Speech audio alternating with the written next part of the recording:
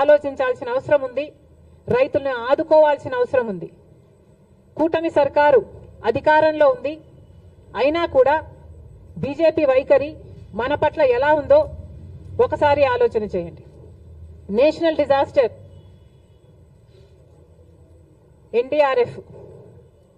NDRF బలగాలు మన రాష్ట్రాలకి ఎంతమంది వచ్చారు, ఎంతమందిని ఆదుకున్నారు? ఇదే వర్షాలు ఒకవేళ యూపీలోనో గుజరాత్లోనో పడితే అక్కడ ఎంతమంది బలగాలు ఉన్నారు? మన రాష్ట్రం అయితే ఎందుకు ఈ సవతి తల్లి ప్రేమ? ఇంకెన్నాళ్ళు? గత 10 సంవత్సరాలుగా బీజేపీ ప్రభుత్వం కేంద్రంలో అధికారంలో ఉండి కూడా మనకు ఒక్క మేలు కూడా చేయకపోగా ప్రతి విషయంలోనూ మోసం చేసుకుంటూనే వచ్చింది. మరి అలాంటి బీజేపీతో చంద్రబాబు గారు కూటమి కట్టారు. ఆ కూటమి ఇప్పుడు అధికారంలో ఉంది. మరి ఇప్పుడైనా మన రైతుల్ని ఆదుకోకపోతే మన రైతులు నిజంగానే చితికిపోతారు. దయచేసి చంద్రబాబు గారు దీన్ని ఒక మామూలు వర్షంగానో వర్షాకాలం వర్షంగానో చూడకుండా రాష్ట్ర విపత్తుగా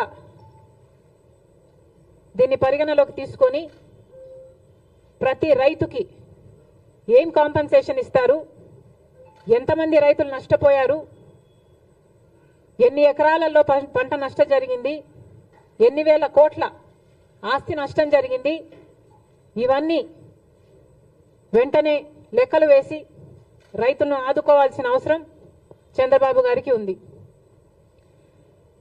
చంద్రబాబు గారు పక్క రాష్ట్రంలో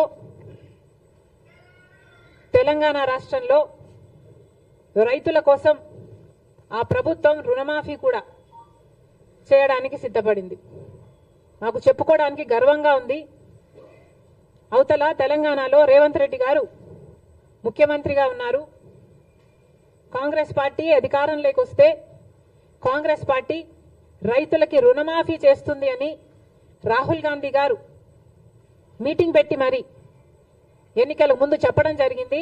ఆ వాగ్దానాన్ని ఈరోజు రేవంత్ రెడ్డి గారు నిలబెట్టుకోవడం జరిగింది. దాదాపు 40,000 రైతు కుటుంబాలను రుణ విముక్తుల్ని చేయడానికి సాహసం చేసింది రేవంత్ రెడ్డి గారి ప్రభుత్వం. ఒకప్పుడు రాజశేఖర్ రెడ్డి గారు ముఖ్యమంత్రిగా ఉండగా సోనియా గాంధీ గారి నాయకత్వంలో, మన్మోహన్ సింగ్ గారి నాయకత్వంలో దేశం మొత్తం మీద రుణమాఫీ చేసిన ఘనత ఒక్క కాంగ్రెస్ పార్టీది మాత్రమే. మళ్ళీ ఈరోజు రాజశేఖర్ రెడ్డి గారు రుణమాఫీ చేసినట్టుగానే అవతల తెలుగు ప్రజలకు రేవంత్ రెడ్డి గారు మళ్ళీ రుణమాఫీ చేయ తలపెట్టారు. అందుకు మనస్ఫూర్తిగా అభినందిస్తూ ఇక్కడ కూడా ఎందుకు చేయకూడదు అని చంద్రబాబు గారిని ప్రశ్నిస్తున్నాం. డబుల్ ఇంజన్ సర్కార్ అని మీరు అంటున్నారు. మరి కూటమి సర్కారు డబుల్ ఇంజన్ సర్కార్ అయిన